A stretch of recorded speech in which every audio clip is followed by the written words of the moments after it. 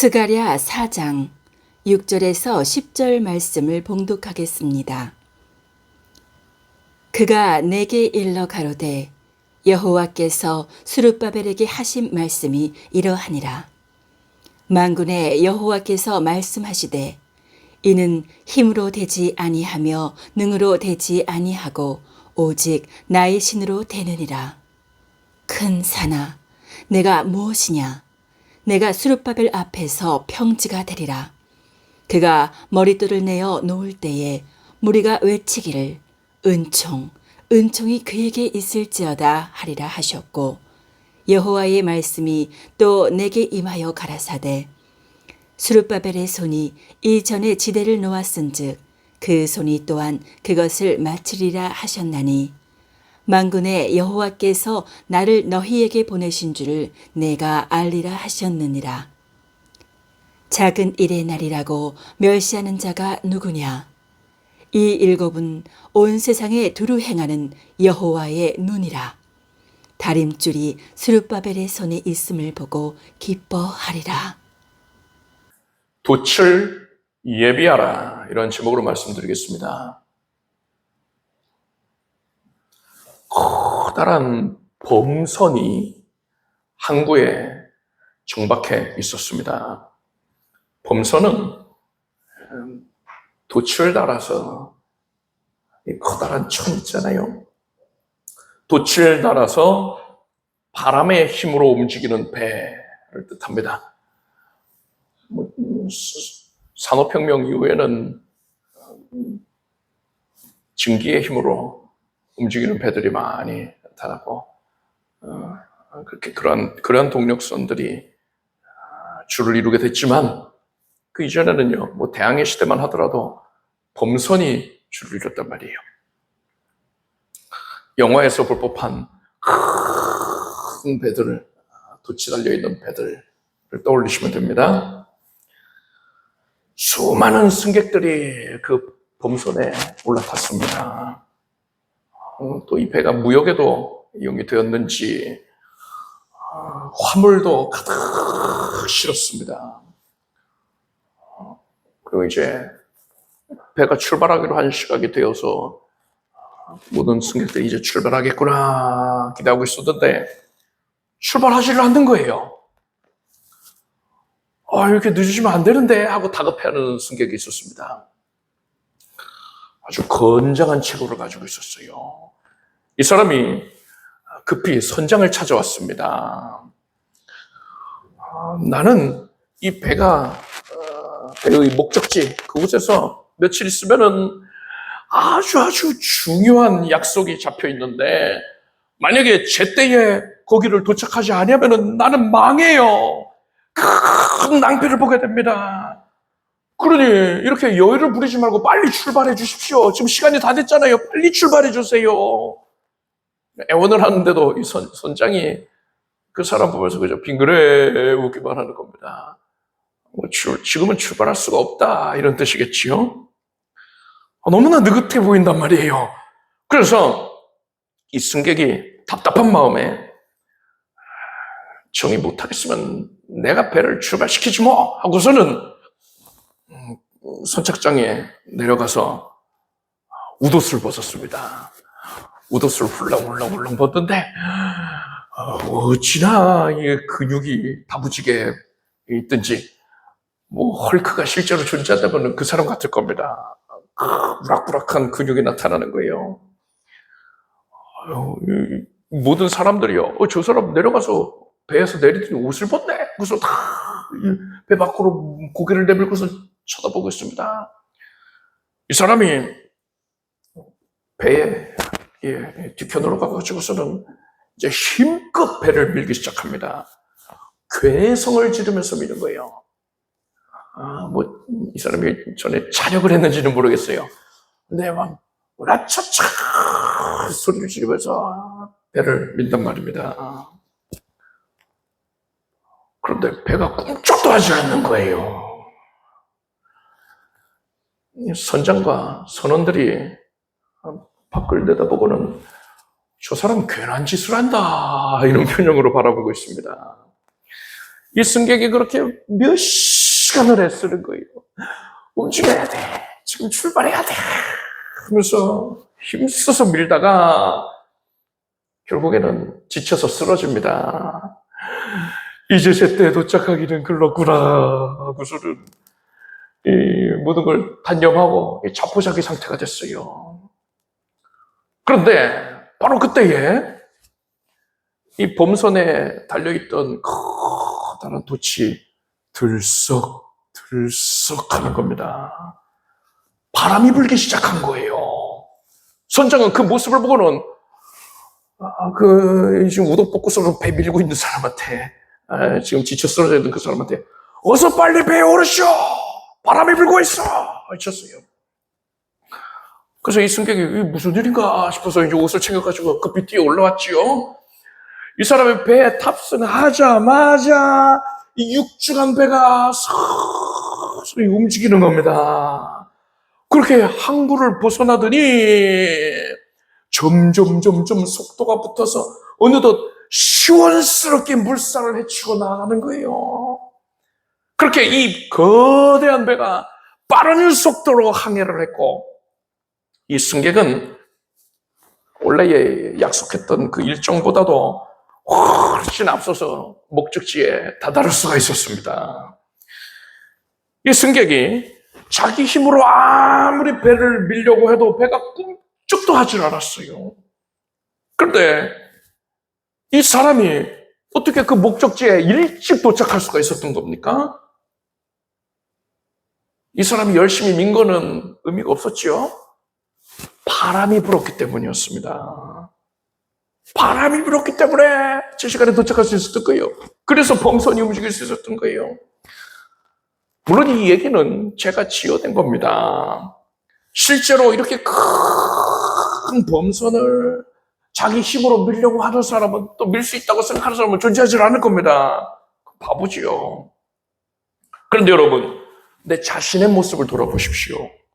우리 앞에 범선과도 같은 큰 문제가 자리 잡고 있는데, 우리는 내 힘과 내 능력으로, 아니면 뭐 다른 세상적인 방법을 동원해가지고 그것을 밀어내려고 애쓰고 있었던 것은 아닙니까?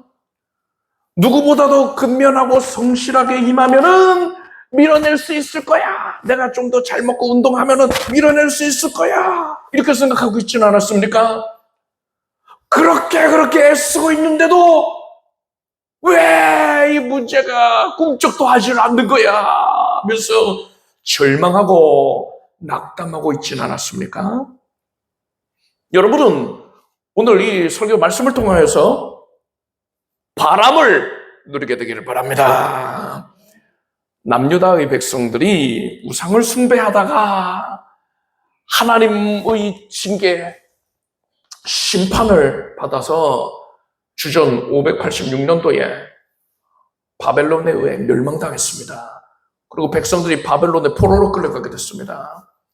이때에 바벨론은 예루살렘에 있던 하나님의 성전을 철저하게 파괴했습니다. 우리의 신이 너희의 신보다 우월하다, 이걸 들어대려고 다 파괴를 해버리는 거예요. 그리고 그 성전 기물들을 약탈해가지고 가는 것이죠. 그리고 시간이 흘러서 이 바벨론은 페르시아 제국에 의하여서 멸망당했습니다. 페르시아의 고레스 왕은 포로로 잡혀왔던 유대인들이 고국으로 돌아가도 좋다라고 반포를 했습니다. 그래서 주전 537년도에 유대인들이 1차 포로 귀환을 통하여서 가나안 땅으로 돌아올 수가 있었어요. 이때에 이 고레스 왕이 누구를 지도자로 삼아서 돌려보냈느냐? 유다 왕족의 후손 중에서, 유다 왕족의 후손이라면 다윗의 자손입니다. 다윗의 자손 중에서 스룹바벨을 유다의 총독으로 임명했습니다. 그래서 이 스룹바벨이 이 1차 포로 귀환을 이끌었고, 가나안 땅에 도착해서는 유다의 총독이 되어서 유다 백성들을 다스렸던 겁니다. 이러한 역사적인 사실을 대할 때에 스룹바벨이 유다 총독이 됐나 보다. 고레스가 스룹바벨을 세웠구나. 이렇게 그냥 우리는 무심코 지나갈 수가 있어요. 그런데 여러분 생각해 보십시오. 스룹바벨은 유다 왕족의 후손이라고 했습니다. 나라를 잃은 왕족의 후손에게 또다시 권력을 맡긴다면 이 사람이 그래 잃어버린 우리 왕조의 영광을 회복하겠어. 이런 야심을 품으면 페르시아의 반기를 들 수도 있는 것 아닙니까? 그래서 총독 세워서 보냈더니 총독하라고 세워서 보냈더니 반란을 일으킨단 말이에요. 여러분 이런 위험 부담이 있습니다. 왕족의 후손을 세운다는 것 이런 위험 부담이 있어요. 그런데도 불구하고 고레스 왕은 이 스룹바벨을 유다 총독으로 세웠단 말입니다. 이게 뭘 의미합니까? 스룹바벨은 고레스 왕에게 특별히 충성심과 또 그 능력을 인정을 받았던 겁니다. 고레스 왕이 각별히 총애하는 그러한 인재였던 거예요. 페르시아에서 손꼽히는 유능한 인재였다 볼 수 있습니다. 스룹바벨은 유다 백성들을 이끌고서 바벨론을 출발할 때에 또 그리고 예루살렘에 도착했을 때에 그 신앙의 열의가 대단했을 겁니다. 스룹바벨은 역사를 알고 있었어요. 이전의 유다 왕들이 백성들을 하나님의 도로 하나님을 섬기는 길로 제대로 이끌지를 않아서 백성들의 신앙이 타락했고 그래서 하나님께서 징벌을 하셨기 때문에 심판을 하셨기 때문에 나라가 망하고 포로로 끌려갔던 것 아니냐. 그 근본적인 이유가 그 원인이 지도자가 백성들을 신앙의 길로 제대로 이끌지 못했기 때문이다. 이걸 분명히 알고 있었단 말입니다. 그래서 스룹바벨은 자신을 하나님께서 유다 백성들, 그러니까 이스라엘 백성들의 지도자로 지금 삼으셨으니까 나는 절대로 그러한 역사를 반복하지 아니하겠다. 이렇게 작정을 한 겁니다. 나는 백성들이 반드시 하나님을 잘 섬기도록 이끌어서 하나님께서 백성들을 징계하고 심판하시는 일이 두 번 다시는 일어나지 않게 하겠다. 이렇게 다짐하고 또다시 다짐했던 거예요. 이런 스룹바벨의 그 각오를 여러분들이 분명히 기억을 하십시오. 이렇듯 스룹바벨은 백성들의 신앙을 최우선으로 여기고 있었기 때문에 백성들이 예루살렘에 도착한 그 다음 해부터 곧바로 성전 건축을 시작했습니다. 우리가 집을 아직 다 만들지 못했지만 우리가 사는 집이 중요한 게 아니야. 하나님을 섬기는 성전이 필요하다. 그래서 도착하고 그 다음 해에 곧바로 성전 건축을 시작을 한 거예요. 그런데 이 성전 건축은 스룹바벨의 뜻대로 이루어지질 않았습니다. 사마리아인들이 찾아와서 행패를 부렸어요. 우리가 사마리아인 하면 선한 사마리아인의 비유가 생각이 나면서 사마리아인은 왠지 착할 것 같아 이런 생각하잖아요. 이때 당시는 아니었단 말이에요. 하나님을 섬기는 것을 방해하는 자들이었습니다. 마귀의 하수인 노릇을 단단히 했어요. 사마리아인들이 찾아와서 행패를 부리고 또 주변 족속들도 공사 현장에 찾아와서 위협을 했습니다. 그래서 성전 건축이 지연이 되는 겁니다. 또 페르시아 관리들을 사주해서 사마리아인들이 페르시아 관리들을 사주해서 또 방해를 하기도 했어요. 그런데 백성들은요, 어느 때까지나 이 성전 건축 현장에 나와 있을 수는 없는 노릇이었습니다. 빨리빨리 공사가 진행이 되어야만 하는 거예요. 왜냐? 자기들이 살 집도 지어야 되고 또 먹고 살기 위해서는 밭을 일궈야 되지 않습니까? 농사도 져야 된단 말이에요. 그래서 스룹바벨이 공사를 처음 시작할 때에는 백성들에게 신앙이 우선 아니냐. 그러니 어떤 어려움이 있다 하더라도 그것을 우리가 감수해야 된다. 불편함을 감수해야 된다. 우선 성전부터 건축을 해야 된다 하니까 백성들이 맞는 말씀입니다. 아멘 아멘 하면서 나와서 공사를 시작했는데 공사를 진행을 못하는 거예요. 여러 가지 방해 공작들로 인하여서 하지를 못하는 거예요. 뭐 페르시아 관료가 찾아와가지고서는 이거 뭐 안전 점검을 안 받은 거 아니야? 그래서 뭐 행정적인 그런 제약을 걸어가지고 공사를 못하게 한다든가 여러 가지 뭐 현실적인 어려움들이 다 동원이 되는 겁니다. 사마리아인들이 그렇게 치졸하게 개입을 했단 말이에요. 그래서 스룹바벨은 결국 이러한 현실의 어려움 앞에서 굴복하게 되었습니다. 백성들이 이제 돌아가서 집을 지어야만 하는 상황이니까요. 그래서 성전 건축을 포기합니다. 실패한 거예요. 그렇게 16년의 세월이 흘렀습니다. 이 기간 동안에 유대인들은요, 자기 집 짓고요, 집을 더 이제 아름답게 꾸미려고 애쓰고, 또 더 어떻게든 양식을 많이 거두려고, 돈을 벌려고 애쓰고, 그렇게 노력을 했지요. 모든 사람들이 보이는 모습처럼 그렇게 열심히 산 겁니다. 그런데 하나님께서는 성전 건축을 등한히 하면서, 그러니까 하나님을 섬기는 일에는 등한히 여기면서 자기 생활에만 집중하고 있는 이런 유다 백성들을, 그 모습을 미워하셨습니다. 그래서 하나님께서 백성들에게 저주를 내리셨어요. 백성들이 아무리 노력을 해도 땅의 소산을 제대로 얻을 수가 없게 됐습니다. 그래서 백성들은 만성적인 식량 부족에 시달리게 됐습니다. 여러분, 이때에 이런 일을 겪게 되었을 때에 스룹바벨의 심정이 어땠을 것 같습니까? 스룹바벨은 처음에는 하나님이 나를 이스라엘 민족의 지도자로 세우셨으니까 나는 예전에 그랬던 역사를 반복하지 않겠다. 나는 반드시 백성들이 하나님을 잘 섬기게 하겠다.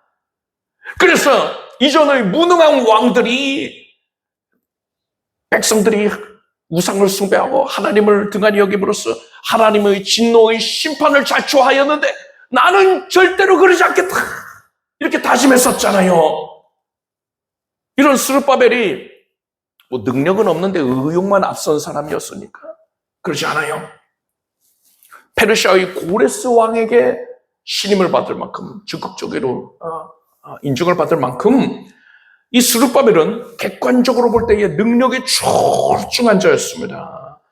그래서 백성들도 이 스룹바벨에게 많은 기대를 했을 거예요.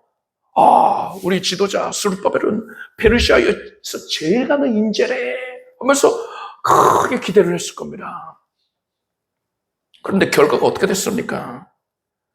성전 건축 현장은 흉물스럽게 방치가 되었습니다. 16년째 방치가 되니까 뭐 나무, 목재, 처음엔 좋은 목재들을 고레스 왕의 후원으로 인하여서 다 준비가 되었었거든요. 다 썩어서 무너져 버렸어요. 제대로 뭐 사용할 수 있는 자재들이 없습니다. 또 뭐 다 훔쳐가든가 했겠지요. 석재가 됐든 목재가 됐든 뭐 금속이 됐든 이제 뭐 사용할 수 있는 게 없어요. 말 그대로 흉물스럽단 말입니다. 백성들은 그리고 하나님의 진노의 심판을 받아서 지금 삶이 너무나 곤고해졌어요. 식량 부족으로 인하여서 굶어 죽는 자들이 속출하고 괴로워서 몸부림치고 있단 말입니다. 스룹바벨이 그 누구보다도 많은 애를 쓰고 노력했습니다. 스룹바벨은 백성들이 하나님을 잘 섬기게 하려고 노력을 했지만 결국에는 백성들은 하나님께 심판을 받고 있어요. 스룹바벨은 백성들이 하나님 잘 섬기게 하는 데에 아무런 도움이 되지 못했습니다. 실패한 거예요. 철저하게 실패했습니다. 그래서 이 16년이라는 세월 동안 스룹바벨은 자신의 무능함에 직면해서 큰 좌절을 겪고 있었던 겁니다. 어떻게 해도 안 되는 거예요. 이런 스룹바벨의 모습에서 여러분 출애굽기에 나오는 모세가 80세 시절에 보이고 있었던 그런 모습이 연상이 되질 않습니까? 저는 이 16년이 지난 스룹바벨의 모습이 80세가 된 모세의 모습과 유사하다 생각합니다. 모세가 40세였을 때에 모세는 애굽의 왕자였습니다. 애굽의 모든 학문에 통달한 자였어요. 모세의 유모는 모세의 친어머니였습니다. 이스라엘 여인이었어요. 그래서 모세는 어릴 적부터 친어머니를 통해서 신앙교육을 철저하게 받으면서 성장했습니다.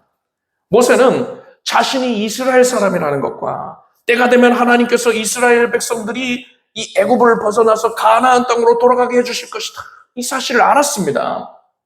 모세가 이 일에 대해서 곰곰이 생각을 해보니까 이스라엘 백성이 출애굽을 해서 가나안 땅으로 들어가기 위해서는 백성들을 이끌 지도자가 필요하잖아요. 생각이 여기까지 미치니까 모세는 이스라엘의 지도자로 세워질 사람이 나 말고 누가 있겠느냐 생각한 겁니다. 자신이 적임자라고 생각한 거예요. 그렇지만 하나님께서는 이런 생각을 하고 있는 모세를 사용하지 않으셨습니다. 하나님께서는 모세가 산의 위협을 받고서 미디안 광야로 쫓겨와서 40년 동안이나 양치기로 지내게 하셨어요. 모세는 이 40년간 미디안 광야에서 지나면서 어느덧 80세의 고령의 노인이 되었단 말입니다. 모세는 이제 더 이상 자신이 출애굽을 이끌 지도자로 합당하다 이런 생각하지 않게 됐어요. 모세는 그 일을 감히 엄두조차도 내지를 못하게 됐습니다. 어느 정도였냐면 하나님께서 모세에게 출애굽을 이끌 지도자의 사명을 맡기시니까 모세는 나는 입이 뻣뻣하고 혀가 둔한 자입니다. 보낼 만할 사람을 보내소서 이렇게 말할 정도였습니다. 그런데 하나님께서는 모세가 이렇듯 자기 자신을 부인하게 되었을 때에 모세를 사용하셨지요. 스룹바벨의 모습을 다시 살펴봅시다.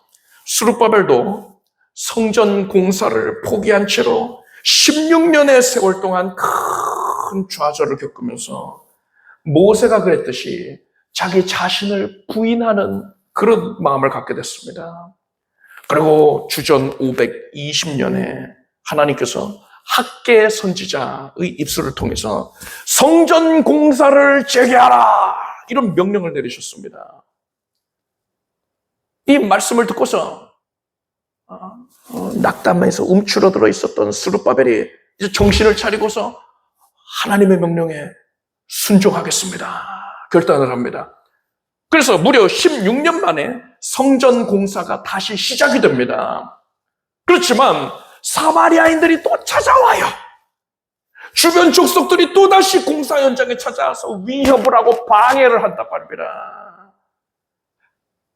페르시아 관료들을 동원을 해가지고 어떻게든 공사를 막으려고 애쓰고 있어요. 16년의 세월이 흘렀지만 달라진 게 아무것도 없습니다. 그런 모습을 보면서 스룹바벨은 이러다가 또 이거 예전처럼 또다시 이 성전 공사가 실패하는 것 아니냐. 그래서 백성들이 또다시 하나님께 징계를 받게 되는 것이 아니냐 하고 크게 근심하였을 것입니다.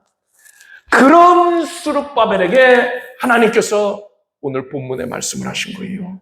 6절을 보니까 이는 힘으로 되지 아니하며 능으로 되지 아니하고 오직 나의 신으로 되느니라 하셨습니다. 앞서 이 큰 배를 아무리 힘껏 민다 하더라도 뭐 젖먹던 힘까지 동원해서 민다 하더라도 꿈쩍도 하지 않았다 말씀드렸잖아요. 이것이 바로 스룹바벨의 모습이었던 것이고 모세의 40세 시절의 모습이었던 겁니다. 하나님께서는 이러한 모습을 보시고는 스룹바벨에게 너의 힘과 너의 능력으로 문제를 해결하고 하느냐? 세상 방법으로 해결하려고 하느냐? 그러면 실패할 수밖에 없다. 이렇게 말씀하신 거예요.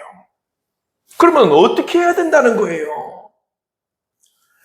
오직 나의 신으로 되느니라. 답은 하나님의 성령인 것입니다.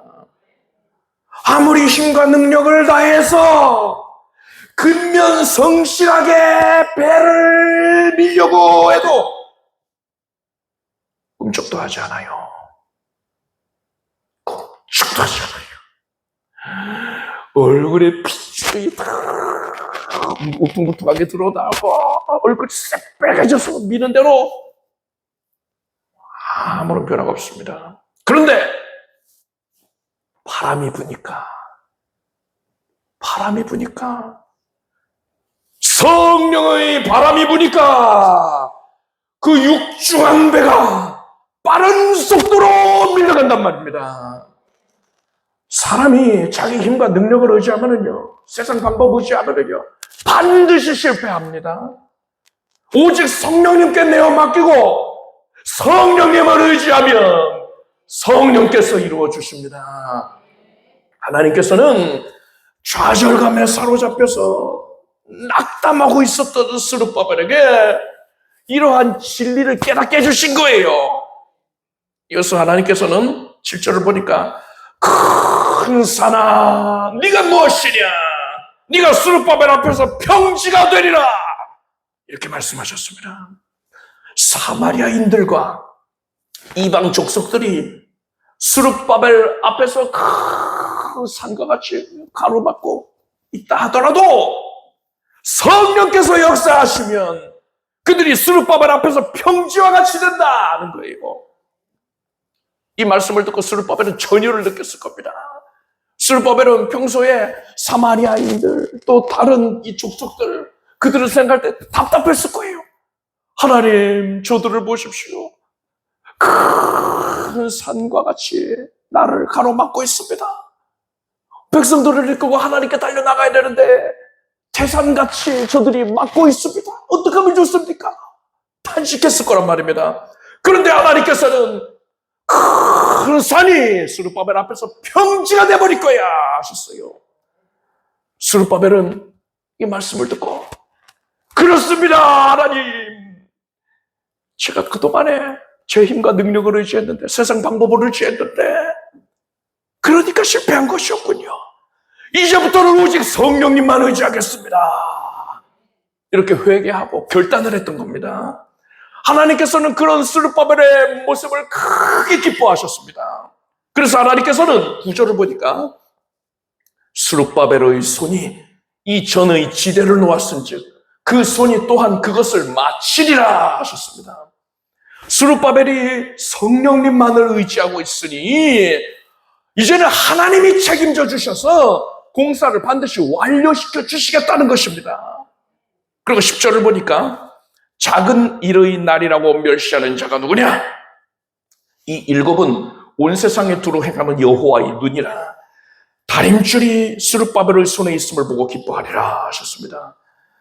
스룹바벨이 짓고 있는 성전은 옛적에 이 솔로몬이 지었던 성전과 비교하자면 규모도 작고 볼품이 없었을 거예요. 돈이 없으니까요. 다 굶주리고 있는데 무슨 돈으로 성전을 짓습니까?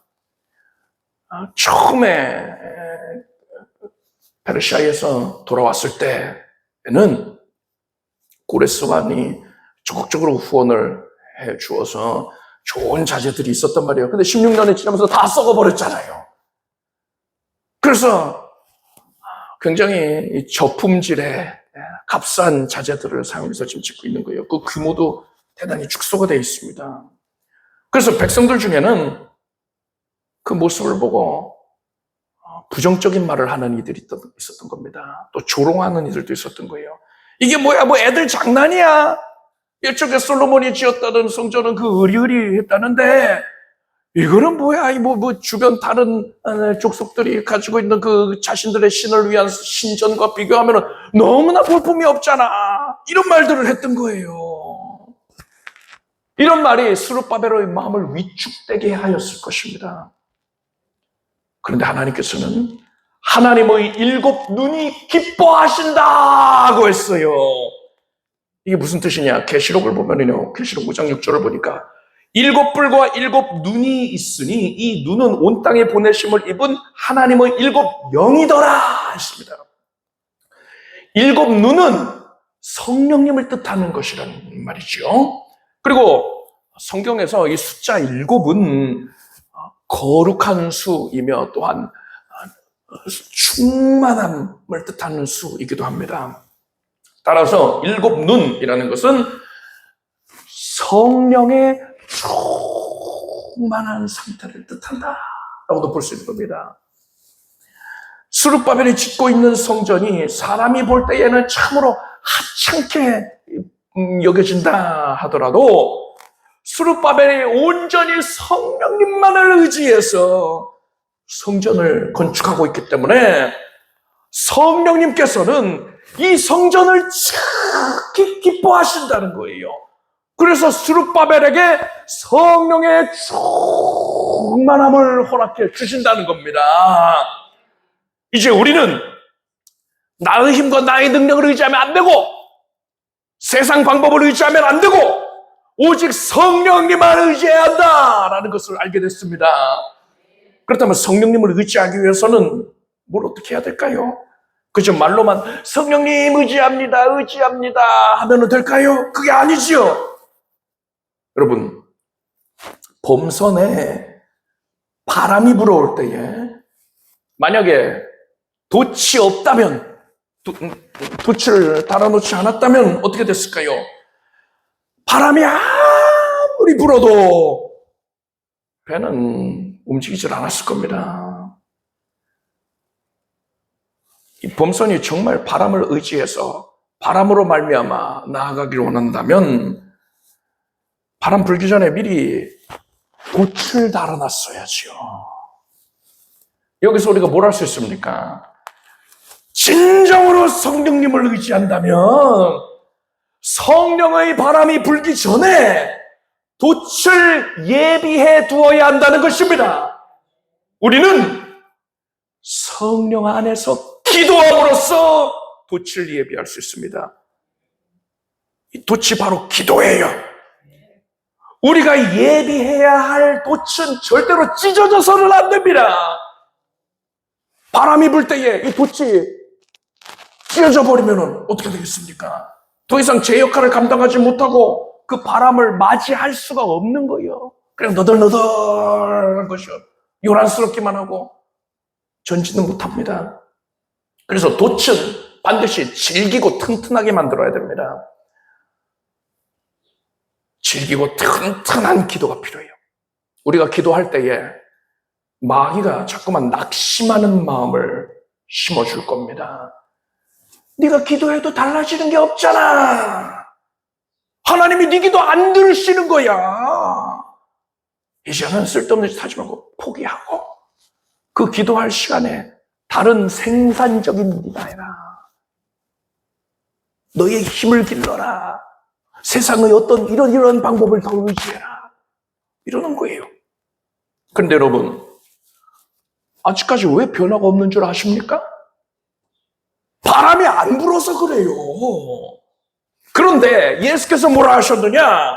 너희 천부께서 구하는 자에게 성령을 주시지 않겠느냐? 여러분, 예수님의 말씀입니다. 진리입니다. 예수께서는 성도가 우리 하나님의 자녀들이 성령을 간절하게 구하면 반드시 성령의 바람을 내려주시겠다는 거예요. 100% 확실하게 성령의 바람을 내려주시겠다는 겁니다. 바람이 불기만 하면 현실은 달라질 거예요. 그 바람은 반드시 일어납니다. 따라서 여러분은 당장 눈앞에 달라지는 게 없다 하더라도 절대 낙심하지 말고 성령께서 역사하실 것을 기대하면서 끈기 있게 기도하십시오. 그래서 질기고도 튼튼한 돛을 예비하길 바랍니다. 그리고 또 중요한 게 있습니다. 바람이 불 때에 이 배가 최대한 많은 바람을 맞게 하기 위해서는요, 커다란 돛이 필요합니다. 커다란 돛. 우리는 많이 기도를 해야 되는 겁니다.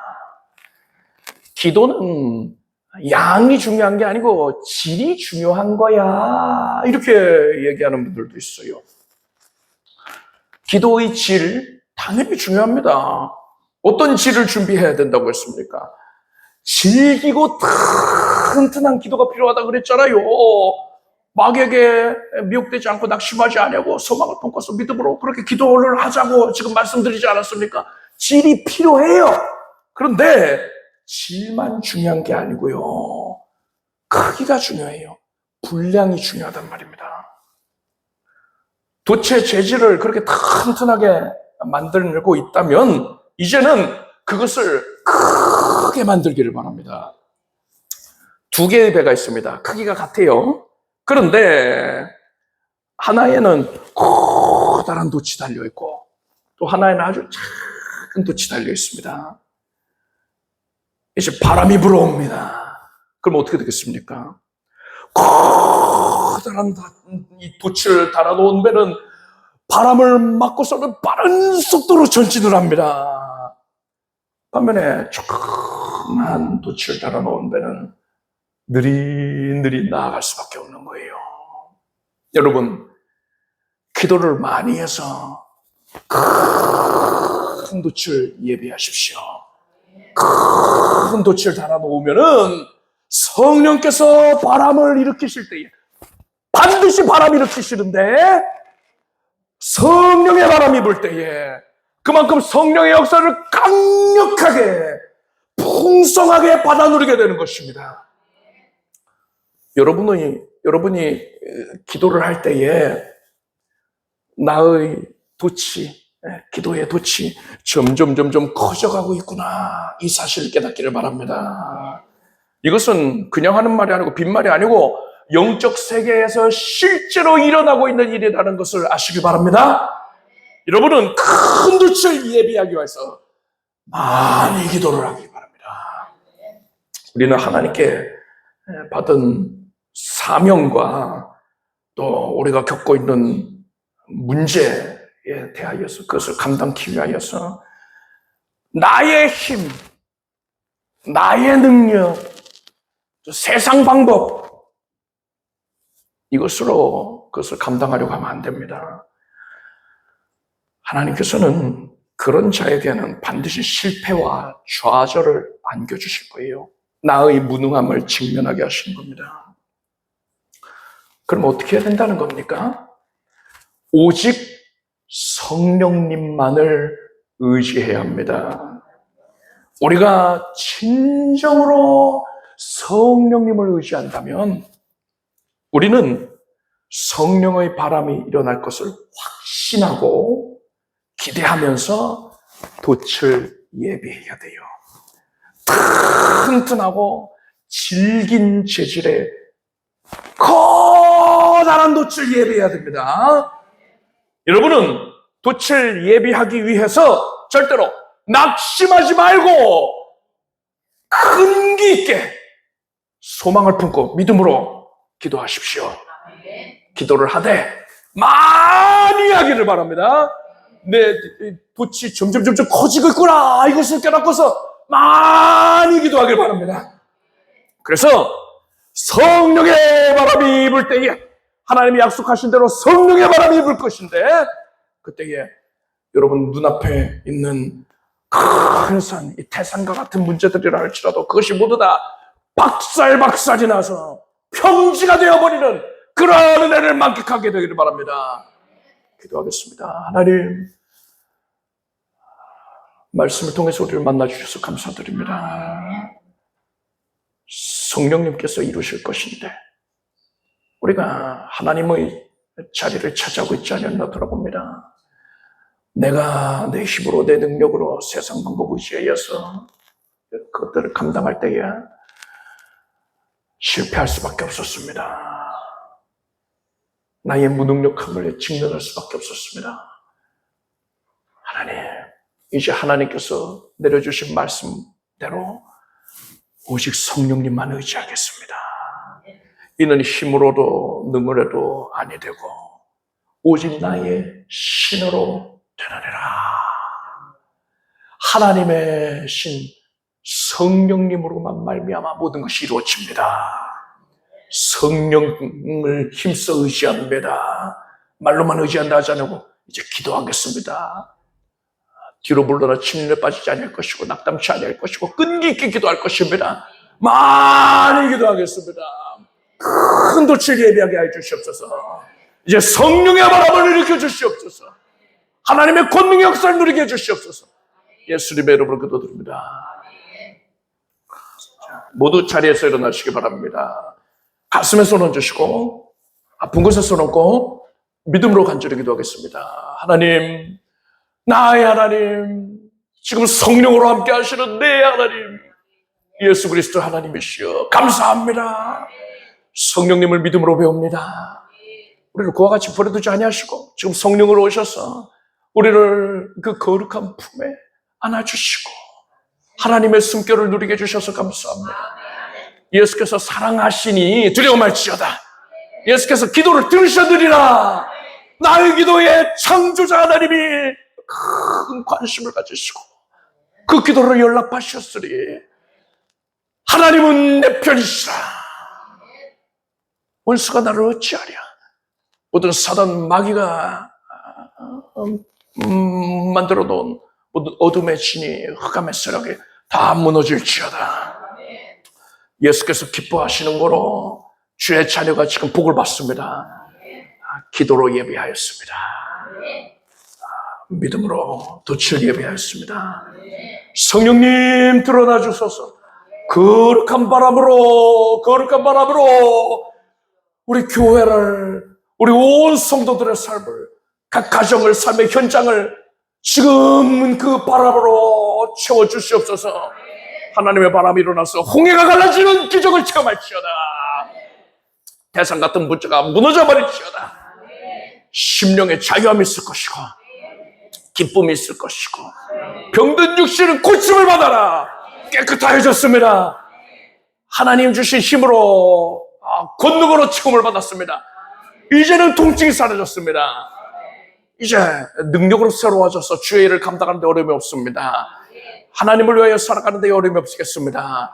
하나님 기뻐하시는 모든 것들을 이루시니 감사합니다. 머리부터 발끝까지 정화해졌습니다. 암세포가 사라졌습니다. 통증이 사라지고 염증이 사라지고 종양과 결석이 사라졌습니다. 있어서는 안 될 것들이 사라졌습니다. 모든 수치는 정상이 되었습니다. 회복이 되었습니다. 암이 재발하지를 아니하나이다. 하나님께서 완전하고 철저하게 고쳐주셨습니다. 하나님의 은혜의 역사를 만끽할지어다. 이제 우리 삶의 전 현장을 하나님께 맡겼습니다. 성령님만 붙들고 의지하였습니다. 각 가정에 필요한 제목들을 기도하는 제목들을 다 응답하여 주시옵소서. 온 가족이 반드시 예수 잘 믿을 것이고 성령 안에서 보호를 받을 것이며 성령으로 말미암아 승리를 누릴지어다. 물질의 어려움을 해결하여 주시니 감사합니다. 장막의 문제를 해결해 주시는 것을 감사합니다. 직장을 주시고 하나님 은혜로 진학을 허락하시고 모든 자격시험 준비 중인 것들에 합격을 주시는 것을 감사합니다. 각 가정에 평안과 안도감을 주시고 하나님의 은혜가 흘러 넘쳐나게 하시는 것 감사합니다. 소원하고 바라는 바대로 하나님께서 지금 들어주시옵소서. 주의를 감당할 수 있도록 그것을 이루어 주시옵소서. 믿음의 배필 만날 것이고 믿음의 가정을 일구게 될 것이고 하나님 은혜로 믿음의 자녀를 잉태하고 순산하게 될 것이며 하나님의 은혜의 역사를 지금 충만하게 체험할지어다. 불가능을 가능케 하신 하나님의 권능의 역사를 누리게 될지어다. 예수님의 이름으로 기도드립니다. 믿은 대로 될지어다. 함께 박수를 올리겠습니다. 찬양 주십시오. 준비하신 예물을 정성된 마음으로 드리겠습니다. 드리신 예물 위에 축복 기도하겠습니다. 하나님, 이 예물을 올림은 하나님의 은혜에 감사해서 자원하여 헌신하기 위함입니다. 하나님을 사랑하기 때문입니다. 하나님께서 우리의 마음을 거두어 주시옵소서. 간절히 비웁니다. 하나님, 주의 자녀들이 삶이 크게 번성하게 하소서. 영혼이 잘되게 하시고 영혼이 잘되게 하시고 범사가 잘되고 강국해 주셔서 주의 이를 위하여서 드리는 데에 힘쓸 것이고 그것으로 말미암아 하나님께 더 크게 복을 받게 하여 주시옵소서. 신령한 복과 기름같이 쏟아질지어다. 예수님의 이름으로 기도드립니다. 교회 소식을 말씀드리겠습니다. 제가 앞서서 이 9시 예배 때에 오늘 사경회가 없다 그렇게 광고를 했어요.